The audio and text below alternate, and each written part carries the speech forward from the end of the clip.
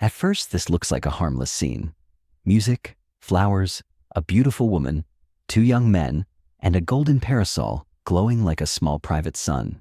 But Fragonard's world is rarely as innocent as it pretends to be. Beneath all that softness, this painting is asking a darker question, one we still live inside today. When love becomes a contest, who is really being played? Look closely, and the garden begins to feel less like a paradise and more like a stage. A woman sits at the center in a gown of rose and cream, her body twisting slightly, her face lifted toward the light. Above her floats an enormous yellow parasol, tilted like a halo that has slipped out of place.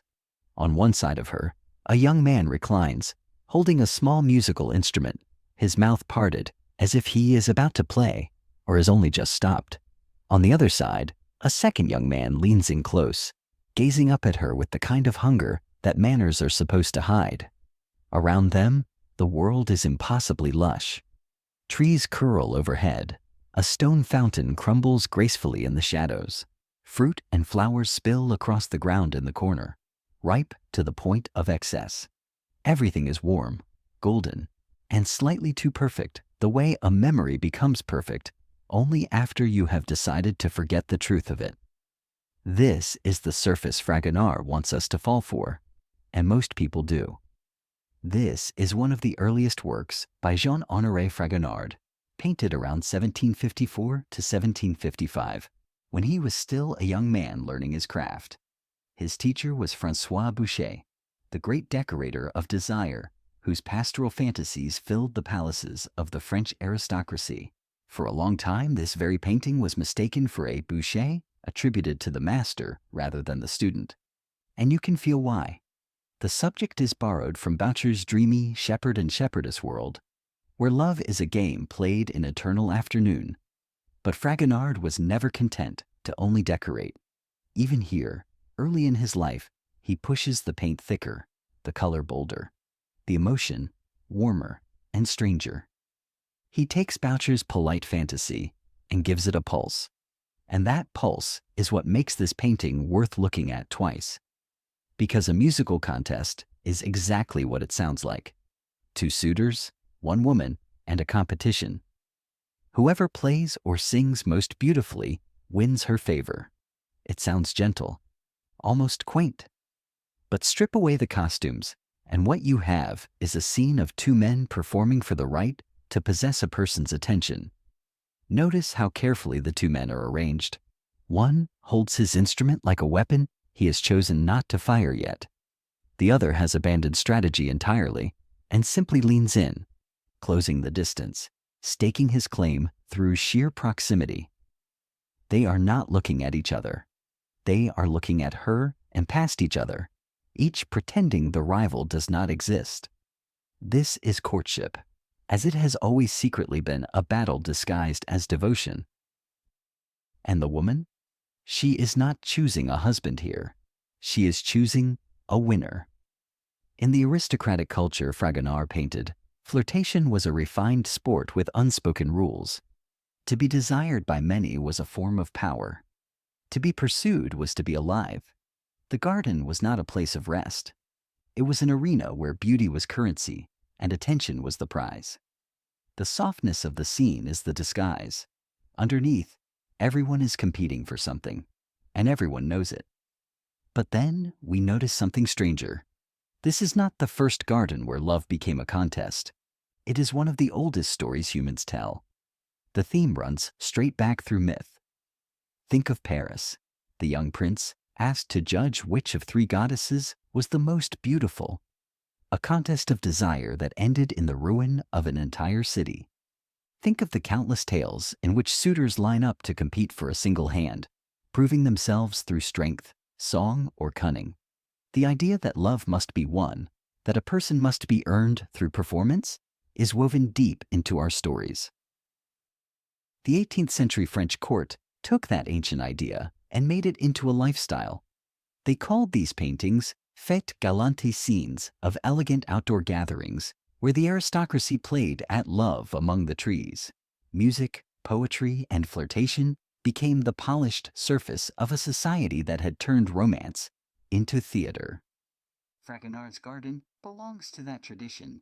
It is a myth in modern dress, a piece of Enlightenment France pretending to be an eternal Arcadia. And this is where the painting begins to change, because myths of contest are never really about love. They are about the person at the center who does not get to speak. Look again at the woman. She is admired, illuminated, surrounded. But is she powerful, or is she trapped? The parasol above her both protects and cages her, marking her as the object everyone is oriented toward. The men press in from both sides, and she has nowhere to go that is not toward one of them. Her power is real, but it is the strange, fragile power of the desired, which lasts only as long as the desire does. Psychologically, this is the quiet cruelty hidden in the sweetness. To be chosen, you must first be watched. To be loved in this world, you must first make yourself into something worth competing over. The woman's smile, her lifted chin, the graceful twist of her body. These are not accidents.